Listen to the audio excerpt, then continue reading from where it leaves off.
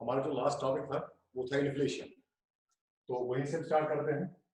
आज हम inflation complete करने की कोशिश करेंगे। ये हमारा टॉपिक था इन्फ्लेशन। इन्फ्लेशन मैंने बोली थी, इन्फ्लेशन का मतलब होता है कंटिन्यूअस सस्टेन्ड जो राइज होता है प्राइस का, तो उसको हम इन्फ्लेशन बोलते हैं। चीजों की प्राइस या सर्विस की प्राइस जो इंक्रीज होती है, तो कंटिन्यूअस एक साल के लिए, मैंने एक दिन के लिए नहीं बोला है, इसको मैंने एक साल के लिए बोला था। अगर हम देखिए इन्फ्लेशन क्या होती है, स्टडी सस्टेन्ड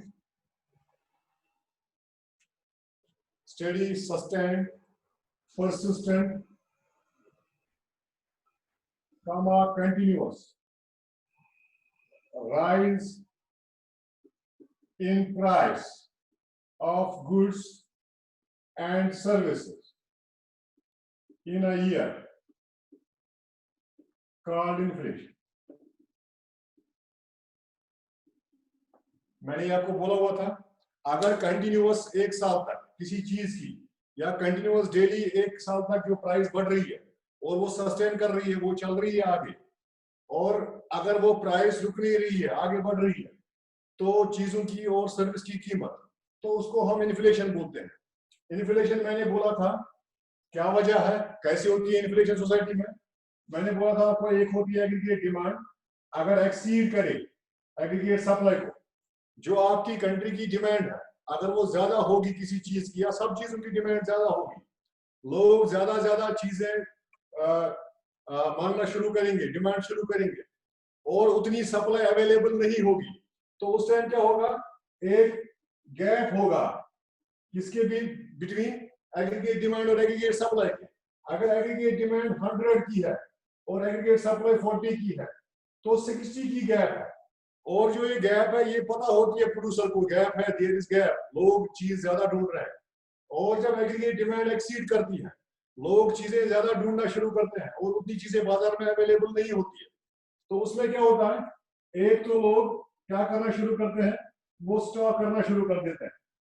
जब स्टॉक शुरू करना शुरू कर देते हैं लोग, तो जो मुझे एक चीज चाहिए वो 3 चीजें घर में रखा, तो 3 चीजें मैंने और एक्स्ट्रा घर में जमा कर दी, तो और सप्लाई सोसाइटी में खत्म हो गई, तो उस स्टॉक से। और दूसरा क्या होता है, उसमें ब्लैक मार्केटिंग शुरू हो जाती है, तो स्टॉक से भी प्राइस राइज होता है और ब्लैक मार्केटिंग से भी प्राइस राइज होता है। तो फिर इसके बहुत सारे कॉन्सिक्वेंस निकलते हैं। लोग ब्लैक मार्केटिंग करते हैं, लोग चीजें स्टॉक करते हैं क्योंकि उनको पता है सप्लाई अवेलेबल नहीं है, तो उससे प्राइस राइज कंटिन्यूअसली चलता है फिर आगे। और अगर ये कंटिन्यूअसली साल भर चले, तो हम इसको बोलते हैं हम इसको बोलते हैं there is inflation in an economy. तो और भी क्या है इन्फ्लेशन में, इन्फ्लेशन मैंने बोला था ये भी मसला करती है मनी सप्लाई। अगर कंट्री में ऐसे ही बैड मनी फ्लो कर दिया जाए, जैसे आप समझ लीजिए कंट्री की रिक्वायरमेंट है 100 रुपीज, जितनी मेरी कंट्री में सर्विसेज है, जितने मेरे फैक्टर्स काम कर रहे हैं कंट्री में, उनकी अवेलेबिलिटी जो उनको इनकम चाहिए वो 100, तो मेरी 100 से काम चल रहा है। लेकिन गवर्नमेंट ने अचानक क्या किया, उन्होंने अचानक 400 रुपए और डाल दिए, इकोनॉमी में इंजेक्ट कर दिए, तो फजूल में 400 और डाल दिए, तो ये बन गया 500, तो रिक्वायरमेंट थी खाली 100 की, तो 500 रुपए बाजार में घूम रहे हैं, तो जो 400 एक्स्ट्रा घूम रहे हैं, उससे लोगों की परचेसिंग पावर बढ़ेगी, लोग चीजें ज्यादा खरीदना शुरू करेंगे, और उतनी चीजें बाजार में उसी टाइम अवेलेबल नहीं होंगी क्योंकि पैसा अचानक आ गया, सप्लाई उतनी अवेलेबल नहीं होगी। जब हर एक चीज आदमी कंट्री में डिमांड बढ़ाएगा, तो एग्रीगेट डिमांड बढ़ेगी, और जब एग्रीगेट डिमांड बढ़ेगी क्योंकि मनी सप्लाई ज्यादा हुई है और टाइम में, तो उससे भी प्राइस में राइज होता है, उससे भी इन्फ्लेशन होती है। तो इन्फ्लेशन में क्या होता है फिर, एक तो जब प्राइस राइज होता है, प्राइस जब राइज होगा तो उससे क्या होगा, उससे वैल्यू ऑफ मनी डिक्रीज होगा। मैंने ये बोला था आपको, value of money decrease. Value of money हम कैसे निकालते हैं, वैल्यू ऑफ मनी निकालते हैं हम परचेजिंग से। अगर मेरा पैसा चीजें ज्यादा खरीदता है तो उस पैसे की वैल्यू ज्यादा है। अगर मेरे पैसे की चीजें बाजार में नहीं मिलती हैं, मेरे 10 रुपए की, अगर मैंने 10 रुपए बाजार में खर्च कर दिए, उसकी एक चीज मिली, और अगर मैं कल गया उसी 10 रुपए की कोई चीज नहीं मिली, मुझे वही चीज 20 रुपए में मिली, तो जो कल 10 रुपए का वैल्यू था वो आज 20 रुपए का वैल्यू है, उसी 20 में एक चीज मिली, तो जो 10 इज इक्वल टू 20, क्योंकि मेरे पैसे का वैल्यू कम हो जाता है, क्योंकि जितनी चीजें मेरा पैसा खरीदना चाहिए इन्फ्लेशन में उतनी चीजें नहीं मिलती है, तो during inflation value of money decreases as it purchases less, इससे हम कम खरीद सकते हैं इस मनी से। तो फिर इन्फ्लेशन में टाइप्स होते हैं, टाइप्स ऑफ इन्फ्लेशन। कौन कौन से टाइप्स होते हैं? टाइप्स ऑफ इन्फ्लेशन, पहला जो टाइप है वो होता है creeping, creeping inflation, creeping inflation. ये वो इन्फ्लेशन होती है जो हर एक, जो भी कोई डेवलपिंग इकोनॉमी है, डेवलपिंग इकोनॉमी, तो उसके लिए टॉनिक का काम करती है, it works like a tonic. तो पहली जो इन्फ्लेशन होती है वो होती है क्रीपिंग इन्फ्लेशन। जब भी इन्फ्लेशन स्टार्ट होती है, आप समझ लो 1 to 2% प्राइस राइज हो रहा है हर साल, तो इन्फ्लेशन शुरू हो गई। लेकिन ये इन्फ्लेशन उतना असर नहीं करती है, ये इन्फ्लेशन जरूरी भी है क्योंकि इसी से डेवलपमेंट होती है। तो हर एक साल कुछ ना कुछ चीजों की और सर्विस की कीमत बढ़नी चाहिए, तो ये बेसिक इन्फ्लेशन है, इसको हम बेसिक ही बोल सकते हैं। और इसको हम माइल्डेस्ट या छोटी सी जो प्राइस बढ़ रही है वो इन्फ्लेशन बोल सकते हैं। तो क्रीपिंग इन्फ्लेशन क्या है? It's the lowest inflation which begins at least 1 to 2% of price rise per annum. Per annum जो है प्राइस राइज 1 to 2% होता है पर एनम, और ये इन्फ्लेशन जरूरी है, दैट्स नेसेसरी। मगर किन के लिए? जो डेवलपिंग इकोनॉमीज है, जो अंडर डेवलप्ड इकोनॉमीज है, उनके लिए इन्फ्लेशन अच्छी है। और उनके लिए क्यों अच्छी है? क्योंकि ये टॉनिक का काम करती है, दवा का काम करती है, क्योंकि उससे उनका जो वैल्यू चीजों की है वो बढ़ती है और वो अच्छा पैसा कमाते हैं। और उसके बाद जब ये इन्फ्लेशन कंटिन्यू रहती है, इसको कोई चेक नहीं करता है, ये दूसरी इन्फ्लेशन बन जाती है, that's called walking, walking inflation. Creeping के बाद सेकंड जो इन्फ्लेशन आती है उसको वॉकिंग इन्फ्लेशन बोलते हैं। वॉकिंग इन्फ्लेशन क्या आती है? ये सिंगल डिजिट में आती है, 5 to 9%। It's a single digit inflation, इसको हम सिंगल डिजिट इन्फ्लेशन भी बोलते हैं, सिंगल डिजिट इन्फ्लेशन। अगर 5 to 9% तक प्राइस बढ़ रहा है इकोनॉमी में, अगर आपको पता चले आज प्राइस बढ़ा है, जो गुड्स की प्राइस है कंट्री में, जो गुड्स इन्फ्लेशन है, हर एक अलग अलग इन्फ्लेशन कैलकुलेट की जाती है कंट्री में। अगर मैं आज फूड की बोलूं, फूड की इन्फ्लेशन आज 9% है, तो आप बोल सकते हैं ये वॉकिंग इन्फ्लेशन है। और ये वॉकिंग इन्फ्लेशन क्या होती है? ये कंट्री को इतना ज्यादा असर नहीं करती है, लेकिन इट स्टार्ट्स इफेक्टिंग पुअर्स, ये अमीर गरीब लोगों पे असर करना शुरू करती है। अमीर पे 5 से 6% साल का कोई असर नहीं पड़ता, but still it is under control. 5 से 6% अगर साल की इन्फ्लेशन है तो ये उतनी खतरनाक नहीं होती, it's not so much dangerous. उसके बाद अगर यही इन्फ्लेशन कंटिन्यू करे तो तीसरी इन्फ्लेशन बन जाती है, दैट्स कॉल्ड रनिंग। फिर ये इन्फ्लेशन रनिंग बन जाती है। अगर गवर्नमेंट इन्फ्लेशन पे नजर नहीं रख रही है, पहली इन्फ्लेशन जो आएगी वो आएगी क्रीपिंग, उसके बाद अगर वो क्रीपिंग कंटिन्यू करेगी, उसके बाद दूसरी इन्फ्लेशन आएगी, दैट्स कॉल्ड वॉकिंग, 5 to 9%। और उसके बाद तीसरी आएगी रनिंग। रनिंग में क्या होता है? Price rises 10 to 20% per annum. इसमें प्राइस राइज होता है 10 से 20%। जब 10 से 20% प्राइस राइज होता है, इट्स अ वरीसम। तो इकोनॉमी को थोड़ा बहुत चेक करना है, तो गवर्नमेंट को अब कोशिश करनी है इसको रोकने की। आज मैं बोल रहा हूं, अगर मैं ये पेन बोल रहा हूं, अगर आज मार्च है, इसकी कीमत 100 है, और अगर अगले मार्च तक इसकी 120 रुपए कीमत हो गई, तो आप समझ लीजिए ये थोड़ा मसला है, गवर्नमेंट को कंट्रोल करना है इस इन्फ्लेशन को। यहां पे अगर चेक नहीं किया तो फिर बहुत बड़ा मसला बनेगा। यहां तक तो ठीक था, फिर इसके बाद यहाँ पे थोड़ा इनको देखना था, ये कंट्रोल करनी थी, लेकिन अगर इन्होंने कुछ नहीं किया इस पे और ये आगे बढ़ती रही तो ये बन जाएगी रनिंग। और हर एक चीज का जो कंट्री में सर्विस और गुड्स जो प्रोड्यूस हो रहे हैं, जो आप डिमांड करते हैं, उनकी प्राइस जब 10 से 20% डबल डिजिट में आ जाएगी, 10 से 20% प्राइस राइज होगा, तो उस इन्फ्लेशन को हम रनिंग इन्फ्लेशन बोलते हैं। गवर्नमेंट चेक कर सकती है, गवर्नमेंट के पास मेजर्स होते हैं, एक होता है मॉनेटरी मेजर्स, एक होते हैं फिस्कल मेजर्स, ये दोनों गवर्नमेंट लगा सकते हैं। इसके बाद और भी मेजर्स होते हैं, मैं जनरली बोल रहा हूं। तो मॉनेटरी मेजर्स में गवर्नमेंट मनी सप्लाई चेक कर सकती है, और फिस्कल मेजर्स में एक्सपेंडिचर अपना गवर्नमेंट का जो है वो टैक्सेशन जो है वो चेक कर सकती है।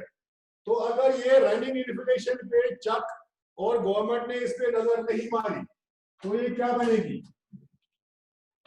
तो ये फोर्थ इन्फ्लेशन बन जाएगी। If it's not checked on time, not controlled on time, it becomes hyper, इसको हम हाइपर बोलते हैं, हाइपर और ग्लोपिंग, हाइपर और ग्लोपिंग इन्फ्लेशन, ये यहां पे आ जाएगी if it's not checked on time. और जो ये हाइपर और ग्लोपिंग इन्फ्लेशन होती है, तो इसमें क्या होता है, हर एक minute, every minute, every minute, in every minute, price rises 20%, 20%। आप कहीं भी कुछ भी जितना चाहे, अगर इन्फ्लेशन 20% क्रॉस कर गई, रनिंग क्रॉस कर गई, उसके बाद ये हाइपर बन जाएगी। और हाइपर में क्या है, कोई भी प्राइस राइज हो सकता है, कोई भी चीज की कोई भी कीमत हो सकती है। अभी 100 रुपया है, अभी 200 होगी, तो हो गया प्राइस राइज 100%। अभी 100 रुपये था, अभी 140 हो गई, तो हो गई प्राइस राइज, इसका हो गया 40%, 140%, इसका हो गया 200%, यानी कि 100% राइज हुआ, और इसका 40% राइज हुआ। और अगर अभी 100 की 60 बन गया, 40% राइज हो गया। तो ये ऐसे ही हर एक टाइम 20% से आगे, मैं 20% की अब बात नहीं कर रहा हूं, वो अब गवर्नमेंट के हाथ से निकल चुका है। अगर ये इन्फ्लेशन आ गई तो every time price rises and it's very dangerous for the economy. और इसी में क्या होता है, इसी में प्रॉब्लम होती है। कंट्री में क्या होता है, कंट्री में जब हाइपर इन्फ्लेशन होती है तो value of money, value of money जो होता है वो डिक्रीज होता है, वैल्यू ऑफ मनी डिक्रीजेस। जो भी आप दुनिया के साथ किसी भी कंट्री के साथ कारोबार कर रहे हैं, उनको पता है आपकी कंट्री में आपकी चीज जो 10 रुपए में मिल रही थी वो अब 100 रुपए में मिल रही है। तो हर एक कंट्री आपको एक्सपोर्ट करना चाहेगी, क्योंकि आपकी चीज बहुत महंगी है। आपकी चीज जो 10 रुपए में थी वो 100 रुपए उसको मिल रहे हैं, तो वो आपको पहले वो चीज 5 रुपए में दे रहा था, अब वो आपको 25 रुपए में वही चीज देगा। तो आपको हर एक चीज महंगी पड़ेगी, और जो कंट्री में लोग कमा रहे हैं वो भी अपना सरवाइव नहीं कर पाएंगे, वो खाली बेसिक नीड्स अपनी पूरी कर पाएंगे, और जो लग्जरी गुड्स है वहां तक कोई नहीं पहुंच पाएगा। बेसिक नीड्स भी पूरे नहीं होंगे, क्योंकि जब 100% 200% प्राइस राइज हो जाएगा, तो जो बेसिक आदमी कमा रहा था, अगर एक आदमी 10,000 में घर चला रहा था, तो आप उसको 10,000 बहुत कम पड़ेंगे, क्योंकि 10,000 में बाजार में कुछ नहीं मिलेगा। तो ऐसी सिचुएशन कभी कभी हालात में भी हो जाती है, ये बाहर में भी ये इन्फ्लेशन होती है। और ये कब होती है, जब लोग बहुत ज्यादा ब्लैक मार्केटिंग करते हैं, जो लोग बहुत ज्यादा स्टॉक करते हैं, उस टाइम में भी ऐसी इन्फ्लेशन होती है। तो जो ये इन्फ्लेशन आ गई है, इन्फ्लेशन इस टाइम गवर्नमेंट को अब ये आउट ऑफ कंट्रोल इन्फ्लेशन है, आप समझ लीजिएगा, क्योंकि गवर्नमेंट को कंट्रोल करना था रनिंग पे, अब हाइपर हो गई। हाइपर में आप गवर्नमेंट को बड़े बड़े मेजर्स लगाने हैं, और एक कंट्री को डिप्रेशन में ले जाएगी, और ऐसी कंट्री खत्म हो सकती है। तो ये इन्फ्लेशन आने नहीं देनी है, यहाँ तक गवर्नमेंट को नहीं आने देना। और अगर ये एक बार ये इन्फ्लेशन आ गई हाइपर ग्लोपिंग, तो कंट्री के लिए बहुत बड़ा मसला बनेगी। तो इसके बाद और भी टाइप्स होते हैं, एक होता है फिफ्थ, ये होती है कॉम्प्रिहेंसिव, ये लास्ट इन्फ्लेशन है जो मैंने चौथी पढ़ाई, हाइपर। हाइपर इन्फ्लेशन का एंड है, हाइपर मतलब होता है हर टाइम प्राइस राइज होना, और इसमें कोई लेवल नहीं है, किसी भी लेवल में प्राइस राइज हो सकता है। तो इसके बाद और भी इन्फ्लेशन होती है, मैंने कहा जनरली 4 ही है। लेकिन मैं फिफ्थ भी लिख रहा हूं। तो 4 क्या है, पहली होती है क्रीपिंग। अगर क्रीपिंग को हमने टाइम पे चेक नहीं किया, चलने दिया, तो वो बन जाएगी वॉकिंग। और अगर वॉकिंग ऐसे ही चलती रही तो बन जाएगी रनिंग। रनिंग के बाद सीधे हाइपर इन्फ्लेशन आ जाएगी, वो last inflation, that's too much dangerous. तो उसके बाद एक इन्फ्लेशन होती है, उसको बोलते हैं comprehensive, comprehensive inflation. Comprehensive inflation, comprehensive inflation क्या होती है, जब सारी चीजों की price of all goods, price of all goods and services, services rise. जब कंट्री में जितनी भी चीजें हैं और जितनी भी सारी सर्विसेज हैं, अगर उन सब का, मैं किसी एक का नहीं बोल रहा हूं, एक होती है फूड इन्फ्लेशन। अगर मैं फूड इन्फ्लेशन की बात कर रहा हूं तो वो सिंपल फूड, वो कॉम्प्रिहेंसिव इन्फ्लेशन नहीं है। तो अगर खाली फूड इन्फ्लेशन है, वो क्रीपिंग भी हो सकती है, वो रनिंग भी हो सकती है, वो ग्लोपिंग भी हो सकती है, हाइपर। मगर अगर वो एक चीज की बात कर रहा हूं, मगर कंट्री में सारी चीजें, जितनी भी चीजें हैं, जितनी भी सर्विसेज हैं, अगर उन सब का प्राइस राइज हो रहा है, उस इन्फ्लेशन को हम कॉम्प्रिहेंसिव इन्फ्लेशन बोलते हैं। Price of all goods and services rise, that inflation is called comprehensive inflation. तो कॉम्प्रिहेंसिव इन्फ्लेशन का मतलब है सारे। उसके बाद होता है 6, स्पोरेडिक इन्फ्लेशन। ये एक और टाइप की इन्फ्लेशन होती है। अगर price of few goods, price of few goods and services rise. अगर मैं बात करता हूं फूड इन्फ्लेशन, दालों की, चाय की, ठीक है, खाने पीने की, राइस की, पैडी की और व्हीट की, अगर इनकी प्राइस बढ़ रही है तो कुछ चीजों की प्राइस बढ़ रही है, उस इन्फ्लेशन को हम स्पोरेडिक इन्फ्लेशन बोलते हैं। कॉम्प्रिहेंसिव नहीं बोल सकते, क्योंकि कॉम्प्रिहेंसिव में सारे कंट्री की चीजों की जब प्राइस बढ़ती है उसको हम कॉम्प्रिहेंसिव इन्फ्लेशन बोलते हैं।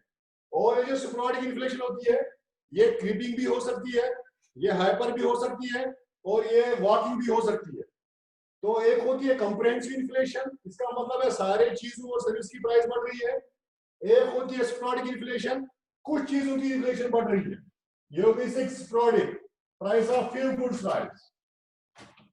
इसके बाद होती है next, that is open, 7th, open inflation. Open inflation क्या होती है? ओपन इन्फ्लेशन, अगर कंट्री में इन्फ्लेशन है, पहले कंट्री में क्रीपिंग इन्फ्लेशन, गवर्नमेंट ने कुछ नहीं किया, उसके बाद आई वॉकिंग इन्फ्लेशन, गवर्नमेंट ने कुछ नहीं किया, उसके बाद आ गई रनिंग इन्फ्लेशन, गवर्नमेंट ने कुछ नहीं किया, उसके बाद आई हाइपर इन्फ्लेशन, गवर्नमेंट ने कुछ नहीं किया। जब गवर्नमेंट कुछ नहीं करती है, कोई चेक, कोई कंट्रोल नहीं करती है, उस इन्फ्लेशन को हम ओपन इन्फ्लेशन बोलते हैं। when there is no check or control by government, या हम ये भी बोल सकते हैं when government did not take any measures, when government did not take any measures to check inflation। अगर गवर्नमेंट ने कोई मेजर नहीं लिया, गवर्नमेंट के पास बहुत सारे मेजर्स होते हैं इन्फ्लेशन चेक करने के, अगर उन्होंने वो मेजर्स नहीं लिए, उन्होंने इन्फ्लेशन कंट्रोल करना नहीं चाहिए, ऐसी इन्फ्लेशन को हम बोलते हैं open inflation. 8, repressive, REPRESSED, repressive inflation. तो रिप्रेसिव इन्फ्लेशन का मतलब होता है गवर्नमेंट कंट्रोल कर रही है, गवर्नमेंट ने कंट्रोल किया, गवर्नमेंट ने मेजर्स लगाए, तो ओपन इन्फ्लेशन का अगेंस्ट चाहिए। When government take measures to check inflation, तो इसका मतलब है रिप्रेसिव का व्हेन गवर्नमेंट इनिशिएट्स, जब गवर्नमेंट इनिशिएट करती है, initiates measures to check inflation, जब गवर्नमेंट मेजर लेती है या कोई गवर्नमेंट मेजर ले रही है इन्फ्लेशन कंट्रोल करने के लिए, ऐसी इन्फ्लेशन को हम रिप्रेसिव इन्फ्लेशन बोलते हैं। ओपन इन्फ्लेशन वो होती है जिसमें गवर्नमेंट कुछ नहीं करती है, वो तमाशा देखती है।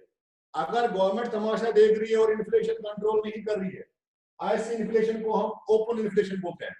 और जब कोई गवर्नमेंट चेक लगाती है, कंट्रोल लगाती है, कंट्रोल करती है, मेजर्स लेती है, तो उस इन्फ्लेशन को हम बोलते हैं रिप्रेस इन्फ्लेशन, क्योंकि वो चेक में चल रही है प्रेस करने के लिए।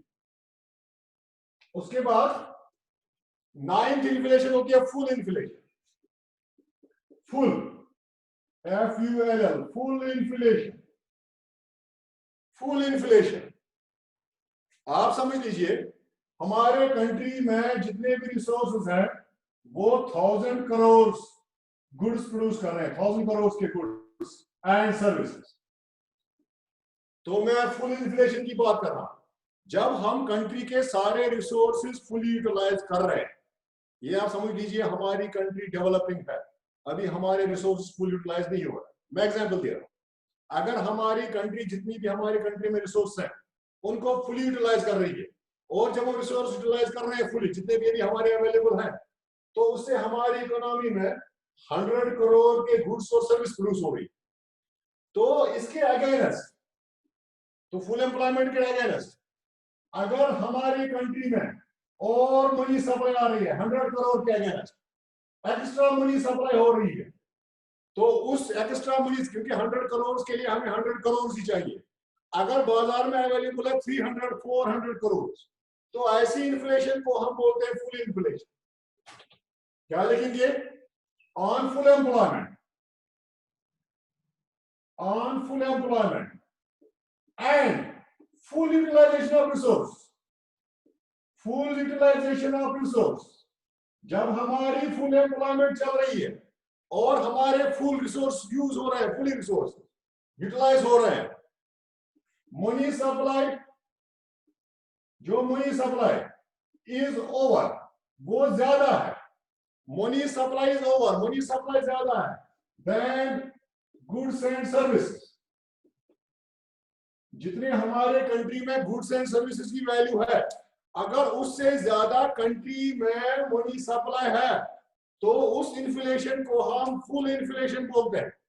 फुल इन्फ्लेशन, अब आपको ये समझ में आ गया फुल इन्फ्लेशन का मतलब है जब हमारे रिसोर्सेज फुली यूज हो रहे हैं, उस टाइम हमारे कंट्री में कितनी प्रोडक्शन थी, उसका वैल्यू कितना था, और अगर उसका वैल्यू 100 करोड़ था, तो अगर कंट्री में हमारे उसी time 400 crore money supply increase थी, तो वो जो हमारे रिसोर्स थे वो 100 करोड़ के थे, और जो मनी सप्लाई थी वो 400 करोड़ की थी।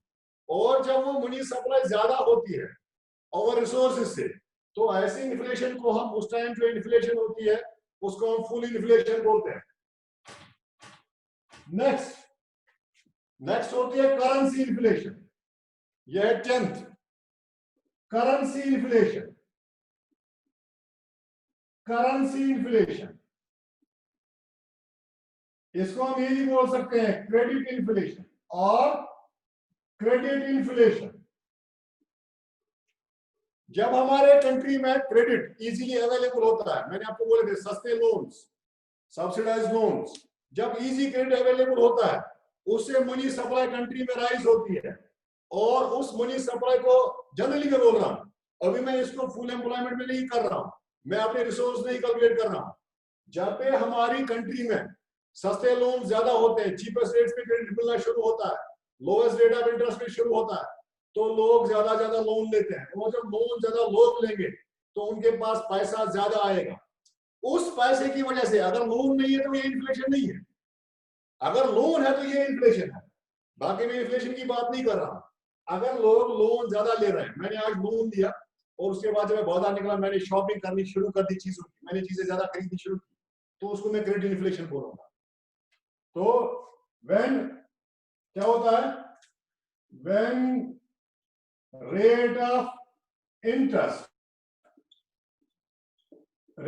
interest on credit is lower, जब ये लोअर होगा, या rate of credit flow is raised, जब ये rate of credit flow country में रेज होगा, the inflation occurs, उस टाइम जो इन्फ्लेशन होगा और इसी क्रेडिट फ्लो की वजह से होगी, उस इन्फ्लेशन को हम क्रेडिट इन्फ्लेशन या करेंसी इन्फ्लेशन बोलते हैं।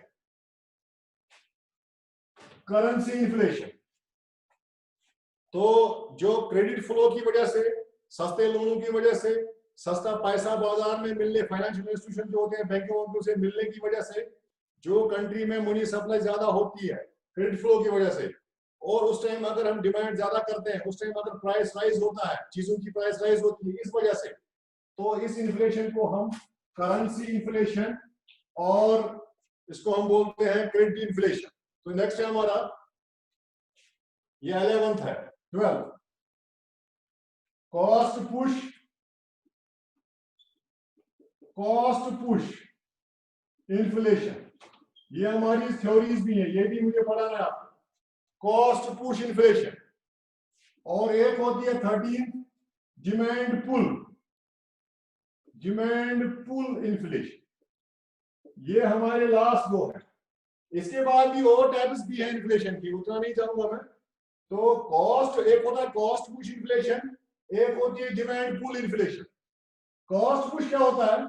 जब कॉस्ट होता है खर्चा, आराम से समझिएगा, कोई भी चीज बनाने में मुझे खर्चा लगता है। जैसे मैंने पेन बनाया, इसका खर्चा लगा। ऐसे कंट्री में जितनी भी चीजें बनती है उनका पीछे कॉस्ट होता है। हमेशा हम प्राइस कैलकुलेट करने के लिए पहले हम कॉस्ट देखते हैं, हमारा खर्चा कितना है। तो जो खर्चा चीजों को बनाने में लगता है, अगर वो खर्चा बढ़ा, समझ लो इस पेन को बनाने में मुझे लग रहे थे 10 रुपए, तो फिर मैंने टैक्स और बाकी का प्लस करके मैंने इसका 20 प्राइस रख दिया। तो खर्चा 10 रुपए लग रहा था, तो प्राइस का 20 आ गया। अगर ये खर्चा बढ़ा, ये 15 हो गया, तो प्राइस यहाँ 25 होगा, प्राइस राइज हो जाएगा। तो प्राइस राइज, क्यों प्राइस क्यों राइज हुआ? क्योंकि खर्चा ज्यादा बढ़ा। अब खर्चा कहां कहां लगता है? एक खर्चा हमें यहां पे लगता है कॉस्ट। इसमें क्या होता है? एक होता है, ये होते हैं हमारे ज्यादा वेजेस। अगर जो चीजें हमारे लोग बना रहे हैं, जो फैक्टर्स काम कर रहे हैं, तो अगर उनका फैक्टर कॉस्ट राइज हुआ, तो फैक्टर कॉस्ट राइज होगा, तो हमारी जो चीजों की है, तो प्राइस ऑफ गुड राइजेस, उससे प्राइस चीजों की बढ़ेगी। और ये चीजों की प्राइस क्यों बढ़ी?